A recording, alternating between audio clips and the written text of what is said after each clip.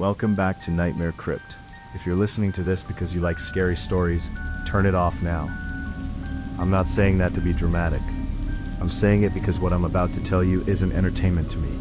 It's a confession, and it's the last clean version of these events I can still remember before they blur together completely. I was paid to listen to a phone that never rang. I know how that sounds. I would have laughed too. I did laugh, actually, when I first read the job listing.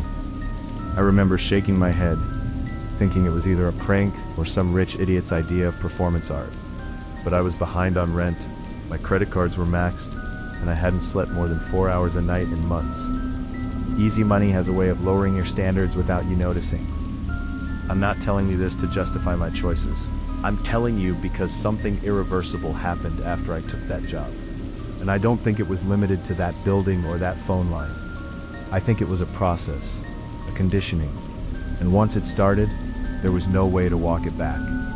There are parts of this I still don't understand. There are parts I wish I could forget. And there are parts I can't stop reliving, no matter how hard I try to distract myself. I catch myself listening for things that aren't there. I flinch when rooms go quiet. I don't trust silence anymore. If you hear yourself doing the same after this, then I'm sorry. That means it's already too late for both of us. I'll start at the beginning, not because it's interesting, but because it's important you understand how normal it all felt at first. The job listing was on a local classified site I checked almost obsessively at the time. It was sandwiched between a night shift janitorial job and a warehouse loader position. No company name, no logo, just plain text on a white background. Night listener needed. Overnight hours. Simple task. No experience required. High hourly pay. That alone should have set off alarms, but what caught my attention was the pay. It was more than double what I'd ever made hourly, and the description was absurdly vague in a way that felt intentional. I clicked. The full listing explained that the job involved monitoring a single landline phone during overnight hours, midnight to 8 a.m., 8-hour shifts, 5 nights a week. No mention of customers, no mention of calls, just one repeated phrase that appeared 3 separate times in slightly different wording. You must remain present and attentive for the entire duration of the shift. There was an email address at the bottom, a generic Gmail account, no phone number, no website. I emailed them anyway. They replied 10 minutes later. No interview, no background check, no resume request. Just an address, a start date, and a short list of rules attached as a PDF. Most of it was standard workplace stuff. No drugs, no alcohol, punctuality required, but one rule stood out. Do not bring personal recording devices into the building. I remember thinking that was oddly specific, but I shrugged it off. I didn't own anything fancy anyway. The building was on the outskirts of the city, past the strip malls and auto shops, where the roads widened and the streetlights thinned out. It was a low concrete structure, set back from the road, surrounded by a chain-link fence that looked more symbolic than functional.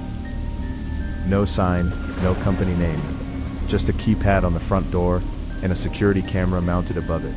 That small detail stuck with me, the way it tracked me smoothly, like someone on the other end was paying close attention. The door buzzed open after I entered the code they'd emailed. Inside, the air felt stale, like the building had been sealed for a long time and only recently reopened. Fluorescent lights hummed overhead, casting everything in that sickly pale glow that makes it hard to judge time. A man met me in the hallway. He was average in every possible way. Average height, average build, plain face, brown hair starting to gray at the temples. If I passed him on the street, I wouldn't remember him 5 minutes later. "Thanks for coming in," he said, offering a hand. "I'm Martin." His handshake was dry and firm. His smile was polite, but it didn't linger. He walked me through the building as he explained the job. There weren't many rooms, a break room with a vending machine, a bathroom, a few locked offices we didn't enter. And finally, a small room at the back of the building. "This is where you'll be," he said. The room was barely bigger than a storage closet.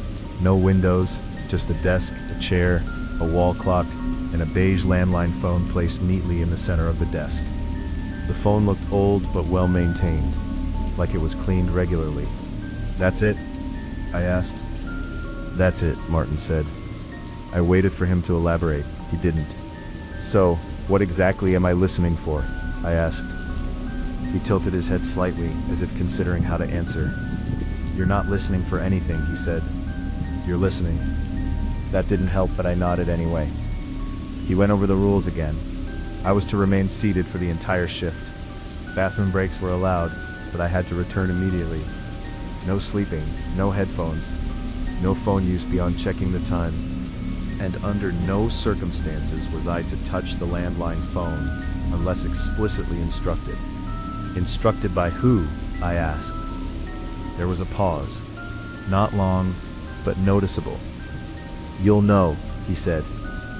That was the first moment I felt something tighten in my chest, but I ignored it. I signed the paperwork.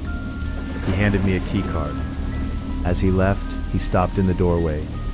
"One more thing," he said. "If you hear the phone ring..." I looked at him. "You said it wouldn't."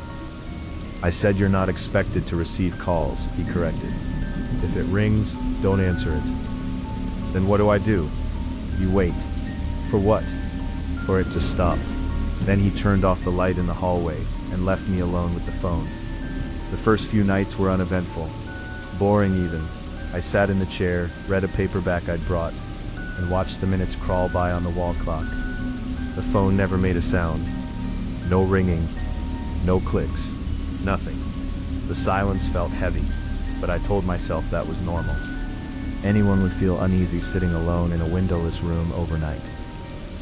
By the end of the first week, the job felt routine. I stopped jumping at the hum of the lights. I stopped imagining footsteps outside the door.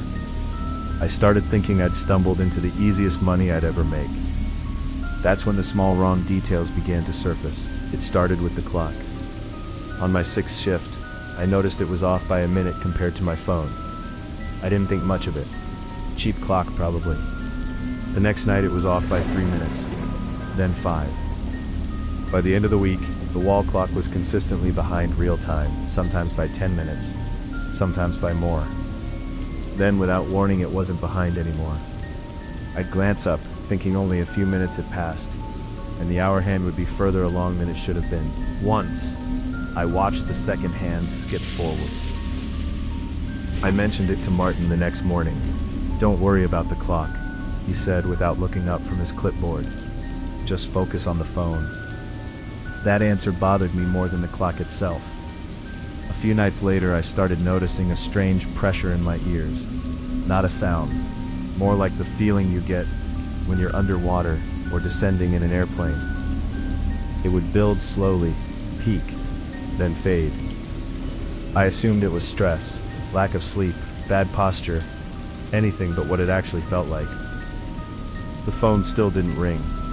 By the second week, I realized I wasn't sleeping properly during the day. Every time I closed my eyes, I felt alert, like something was waiting for me to let my guard down. I started drinking more coffee, more energy drinks. I told myself it was temporary. Then I noticed the fingerprints. They weren't there when I arrived. I wiped the desk down every night out of boredom. But sometime after midnight, faint smudges would appear on the receiver. Partial prints, like someone had brushed their fingers against it. I didn't touch them. I don't know why. Something about seeing them there felt deliberate, like they were meant to be noticed. That was the night I first heard breathing. It wasn't loud. It wasn't coming from the phone. It was behind me. Slow, steady, close enough that I could feel it on my neck. I froze. I didn't turn around. I didn't move. I just sat there, heart pounding, waiting for it to stop. When it finally did, the silence felt worse than the sound. And that was when I realized the job wasn't about listening to the phone at all. It was about listening to everything else. The silence after the breathing stopped felt wrong in a way I didn't have language for yet. It was like the room had leaned in closer, waiting to see what I would do next. I stayed in the chair until the end of the shift. I didn't turn around. I didn't stand up. I didn't even look at the phone. I focused on the wall in front of me and counted my breaths like I'd read somewhere you're supposed to do during a panic attack. Slow in, slow out. Don't give your body a reason to run. When 8 a.m. finally came, I left the building without saying a word to anyone. Martin was there, standing near the entrance like he always was, clipboard tucked under his arm. "Everything okay?" he asked. I nodded. That was the first lie. The breathing didn't happen the next night, or the one after that, and that almost bothered me more. I kept waiting for it, muscles tensed, ears straining, but the room stayed quiet. Too quiet. The pressure in my ears returned though, stronger this time, lasting longer. Sometimes it felt like my head was being gently squeezed from the inside. The clock became impossible to track. I'd look down at my phone, then up at the wall, and the difference would be staggering. Once, my phone said 1:12 a.m. The wall clock said 2:03. I stared at it long enough for my eyes to start watering, half expecting it to correct itself. It didn't. I started writing notes on a scrap of paper I kept in my pocket. Times, sensations, anything that felt off. I didn't know why. Some instinct told me I'd need proof later. On the 10th night, the phone light blinked. Just once. A tiny red pulse on the base of the phone. My heart jumped into my throat. I leaned forward despite myself, staring at it, waiting for the ring that never came. The light didn't blink again. The pressure in my ears spiked sharply, like a warning. I sat back. The next morning, I told Martin about the light. "It happens." "What does that mean?" I asked. "It means you're paying attention," he said. I didn't like that answer. I tried talking to another employee again a few nights later, a different one this time. A guy about my age, maybe early 30s, slumped posture, eyes permanently bloodshot. "Does the phone ever do anything?" I asked quietly. He stared at me for a long moment. "You shouldn't ask that," he said. "Why not?" "Because if you're asking, it's already noticed you." I laughed nervously, waiting for him to crack a smile. He didn't.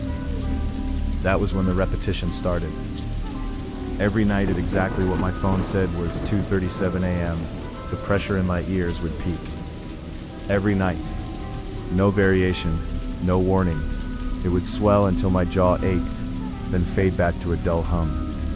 At first, that was all. Then I noticed the breathing again. It wasn't always behind me anymore. Sometimes it came from the corner of the room. Sometimes it felt like it was inside the walls.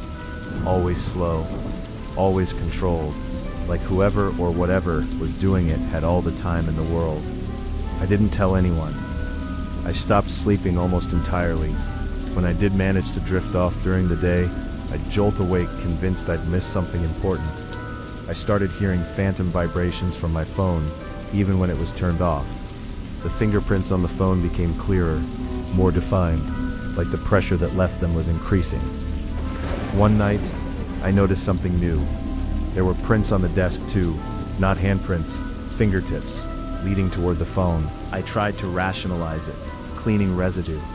Oil from my own hands transferred without me noticing. Anything but the alternative. Then at 2:37 a.m., the phone shifted. Not lifted, not slid. It rotated, just a few degrees, as if someone had turned it to face me more directly. I stood up so fast the chair screeched across the floor. The breathing stopped. The pressure vanished. The room felt empty again. I sat back down slowly, hands shaking, and didn't look at the phone for the rest of the shift. That was the night I started to realize something was wrong with me, not just the room. Because a small, quiet part of my mind was curious. I wanted to know what would happen next. The instructions changed after that. Not verbally, not in writing, just implied. I felt it when I sat down, a sense of expectation. Like I was late for something that had already started. At 2:37 a.m., the phone light blinked twice. The breathing came back immediately, loud enough that I could feel it in my chest. I clenched my fists, nails digging into my palms. The receiver twitched. I whispered no. The breathing paused, then resumed, closer than ever. I felt pressure on my shoulder. Not a grip, just weight, like a hand resting there without fingers. I froze. The receiver lifted itself slowly, hovering a few inches above the base.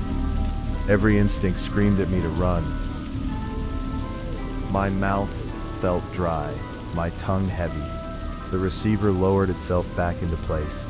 The pressure lifted from my shoulder. The breathing faded. I sat there long after my shift ended, staring at the phone, trying to convince myself I hadn't imagined any of it. When I finally left, Martin was waiting. "It acknowledged you," he said calmly. "What?" I asked. He looked at me then, really looked at me. "You should have quit earlier," he said. That was the first time he sounded almost apologetic. I didn't quit. That's the part that's hardest to admit. Some twisted sense of responsibility had taken root. Or maybe it was fear. Maybe I was afraid of what would happen if I wasn't there to listen. Because by then it was clear the phone wasn't the point. I was. The breathing started happening outside of work, in my apartment, in my car, always just at the edge of hearing. At work, the phone began to react to me directly. If I leaned forward, the pressure would spike. If I closed my eyes, the breathing would get louder. One night, I tried an experiment. At 2:37 a.m., I stood up and took one step toward the door. The phone rang. Not loud, not sharp, just a single, dull ring. I screamed and stumbled backward, heart pounding, tears streaming down my face. The ringing stopped. I collapsed back into the chair, sobbing quietly, afraid to move again. That was the moment the fear stopped being abstract. It wanted me there, listening, waiting, and it knew when I wasn't. I tried to quit the next morning. Martin didn't argue. "Are you sure?" he asked. "I can't do this anymore." He nodded slowly. "Then you need to understand something," he said. My stomach dropped. "This isn't a job," he said. "It's a filter." "A filter for what?" I asked. He hesitated, then shook his head. "It doesn't matter. You listened long enough." "What does that mean?" "It means it learned your patterns, your reactions, your fear." I felt dizzy. "So what happens now?" He met my eyes. "Now it doesn't need the phone." I never went back. But the breathing did. The first night after I quit, my phone rang at 2:37 a.m. No caller ID, no number, just a blank screen vibrating on my nightstand. I didn't answer. The ringing stopped after one cycle. Then it rang again. I turned the phone off. The breathing started anyway. Not in the room. Inside my head. It was faint at first, like a memory of a sound. Then it grew louder, sinking with my own breath until I couldn't tell where one ended and the other began. I clutched my head and screamed. The sound stopped instantly. I didn't sleep at all after that. The next day, I noticed my hearing was off. Certain sounds felt muted. Others felt too sharp. Silence felt heavy, pressing against my ears. At exactly 2:37 p.m., I felt the pressure again. It didn't care about night anymore. I started losing time. Hours would vanish. I'd find myself standing in my kitchen with no memory of how I got there. My phone would be in a different room than I remembered leaving it. Sometimes it would be face up, screen dark, but warm to the touch. I stopped answering all calls. One evening, as I sat on my couch trying to distract myself with TV noise, my phone lit up. No ring, just the screen. The call timer started counting. 001, 002, 003. I hadn't touched it. The breathing filled my skull, loud enough to drown out everything else. I threw the phone across the room. It hit the wall and cracked. The timer kept counting. I realized then that it wasn't calling me. It was already connected. The panic attack hit hard that night. Full body, shaking, sweating, chest tight enough that I thought I was having a heart attack. I curled up on the floor, gasping, begging it to stop. The breathing slowed. The pressure eased. I felt something settle. Acceptance, maybe. That was the worst part, because in that moment I understood the truth. Listening was never passive. It was training. And now, even when everything is quiet, I can feel it waiting for me to notice. I'm writing this because my phone rang again tonight. Blank screen, no sound, and the breathing is getting closer. The ringing didn't stop after I threw the phone. That was the part that finally broke whatever denial I still had left. It didn't ring the way phones are supposed to ring.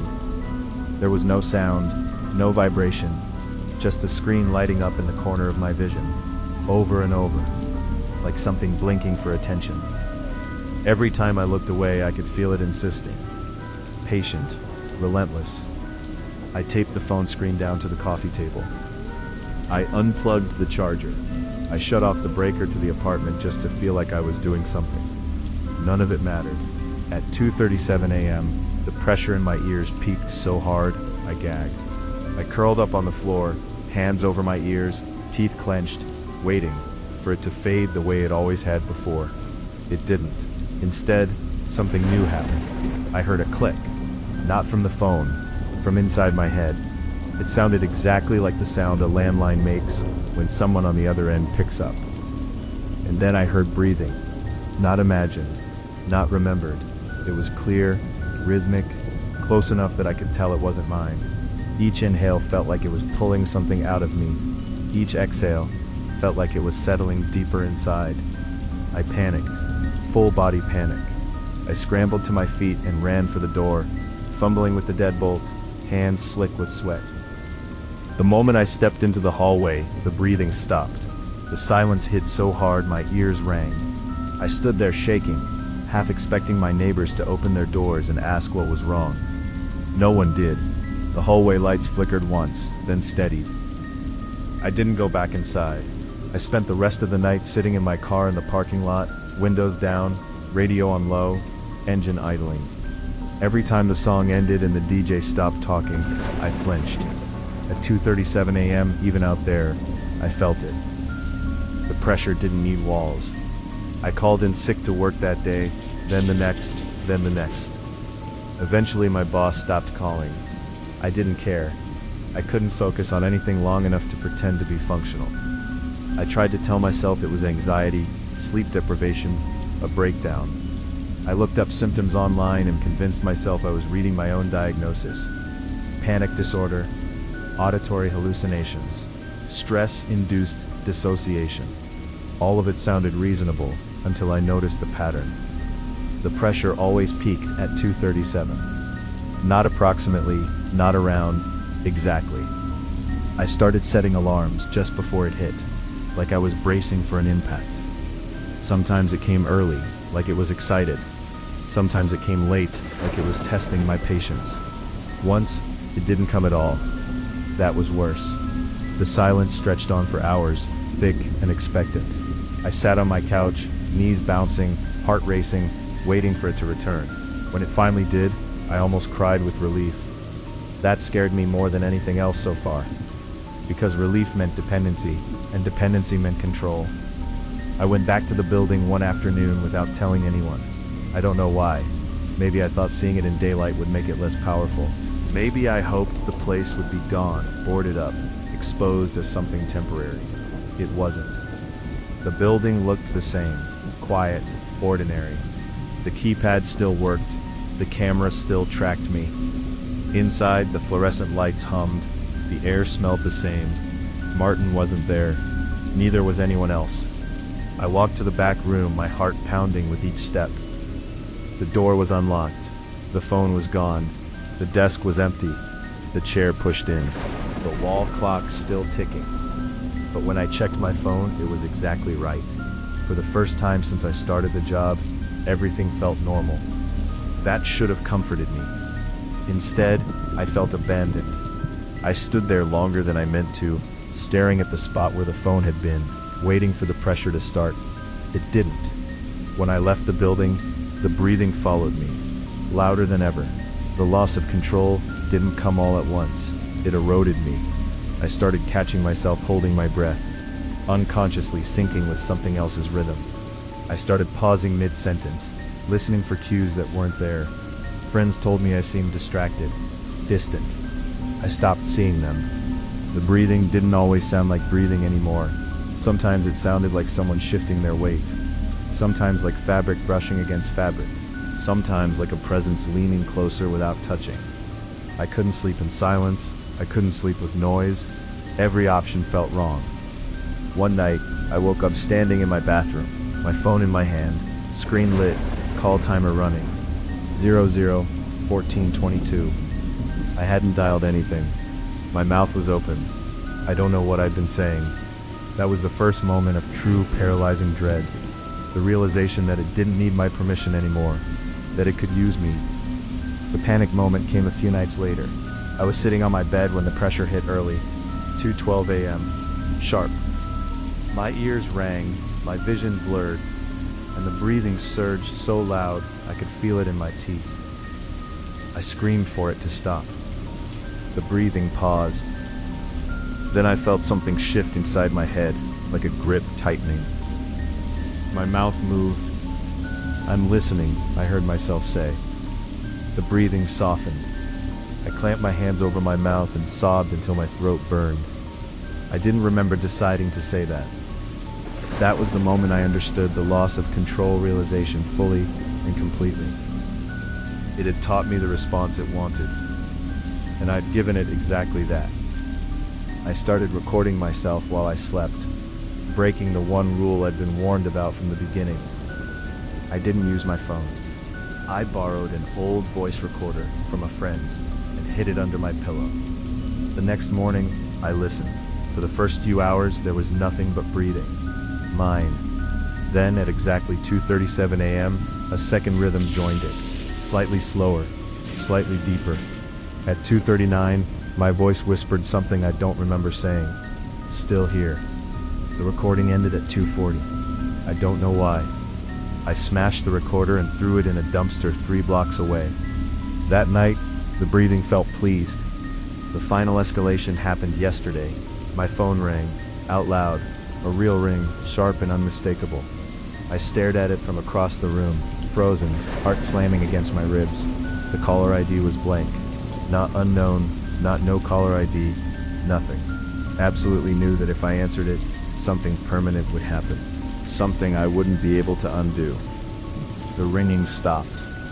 Then my landline rang. I don't own a landline. The sound came from my bedroom closet. I screamed and ran, yanking the door open. There was no phone inside. Just the sound. Ringing, breathing, and the overwhelming sense that whatever I'd been listening to all this time was finally done waiting. The ringing stopped the moment I dropped to my knees.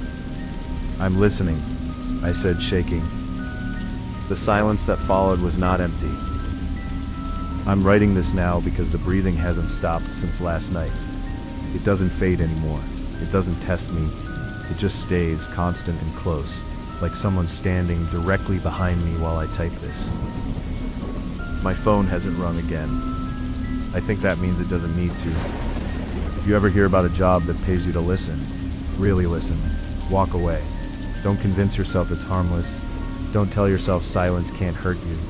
Once something learns how you listen, it never forgets.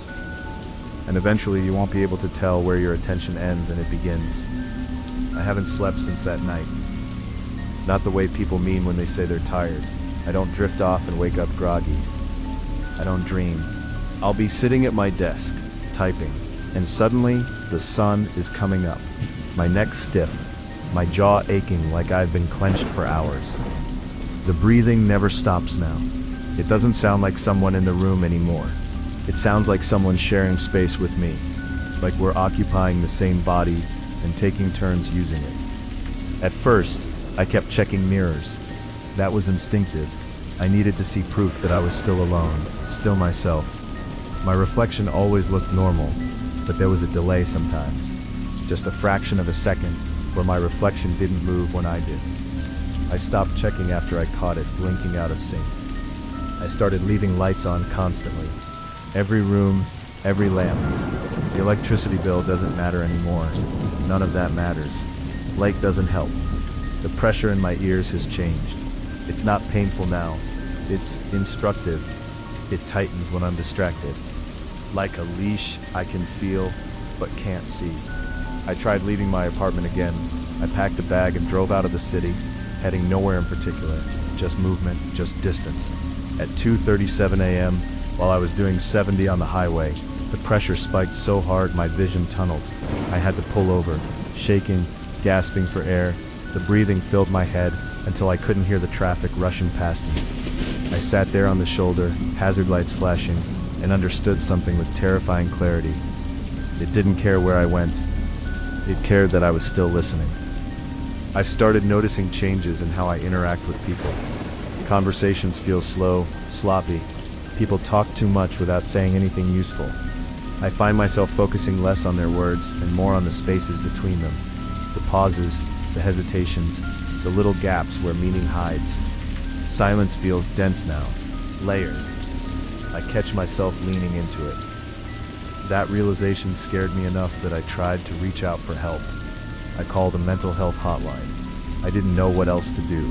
The woman on the line asked me to describe what I was experiencing. I told her about the pressure, the breathing, the loss of time. I avoided mentioning the job. I avoided mentioning the phone.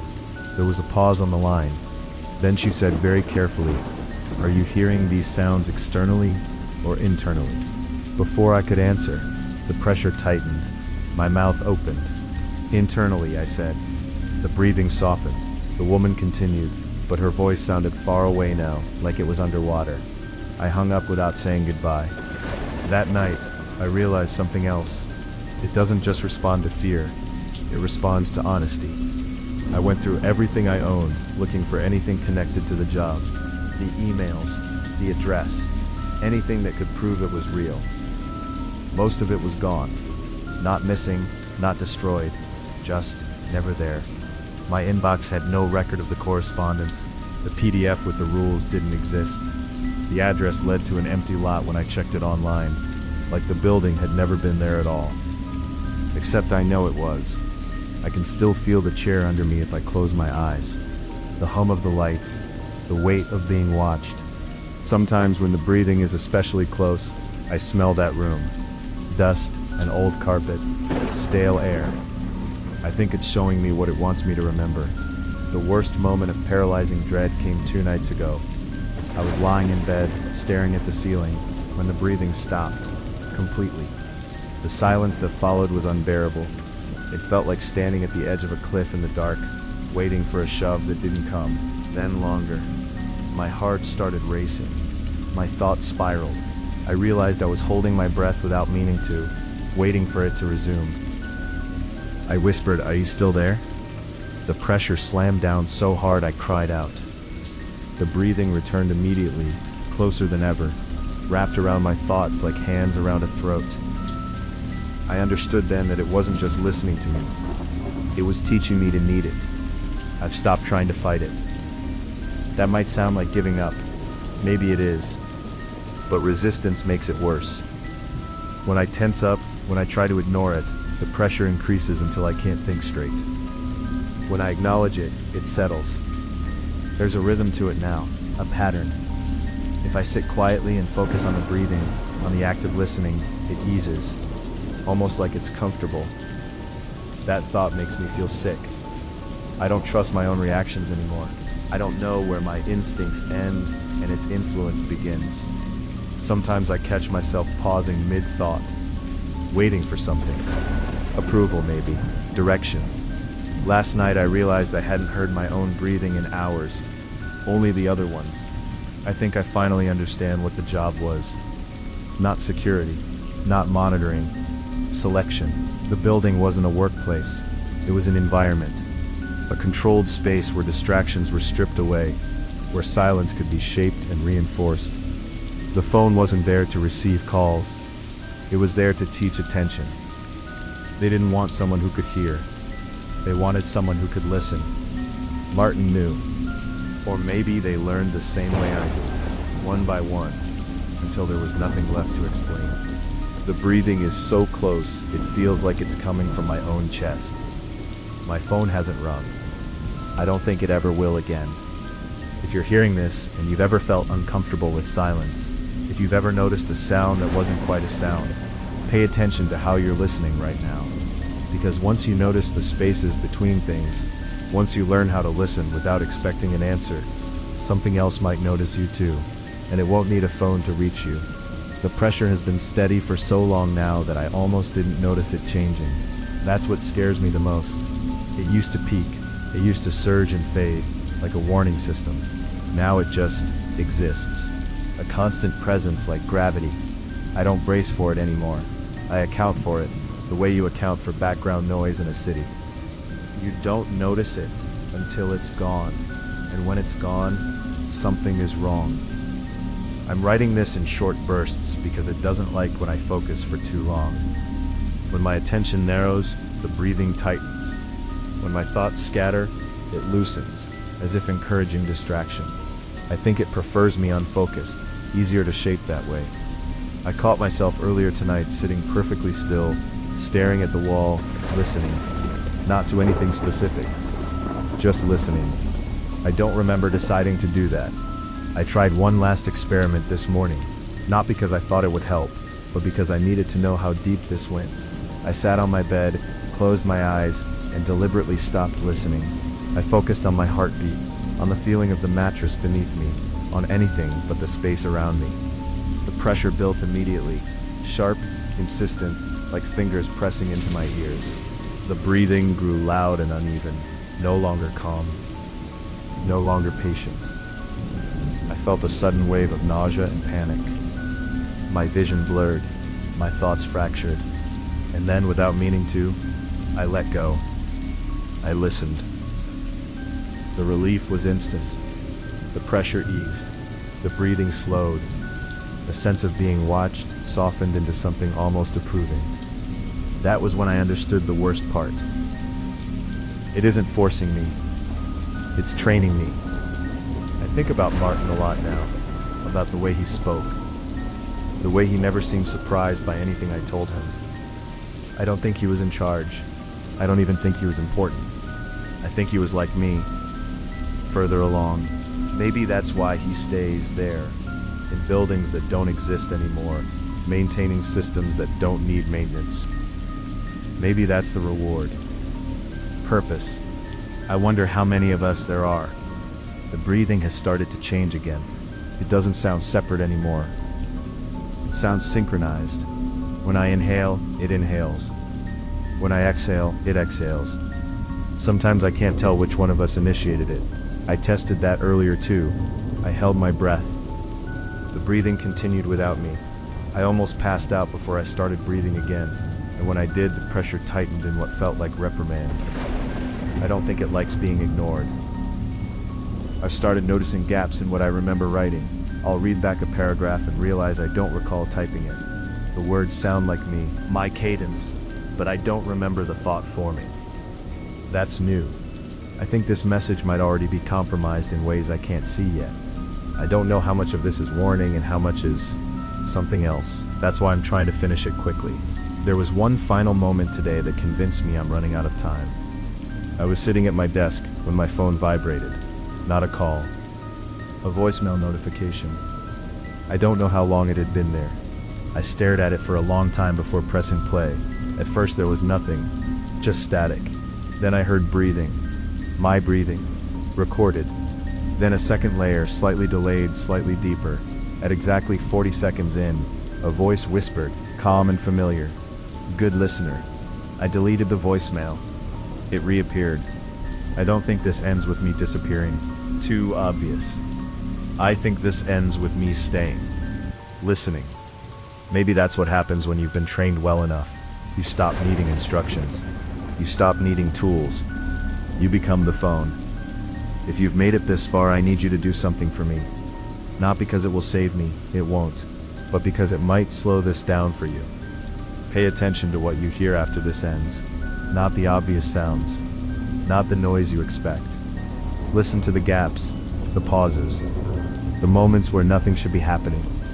If you feel pressure in your ears, if the silence starts to feel crowded, don't lean into it. Don't do what I did. Because once you learn how to listen this way, it's not a skill you can unlearn. And eventually something will notice that you're listening. It always does. I can hear it breathing right now, closer than it's ever been. And the worst part is, I don't think it's coming from behind me anymore.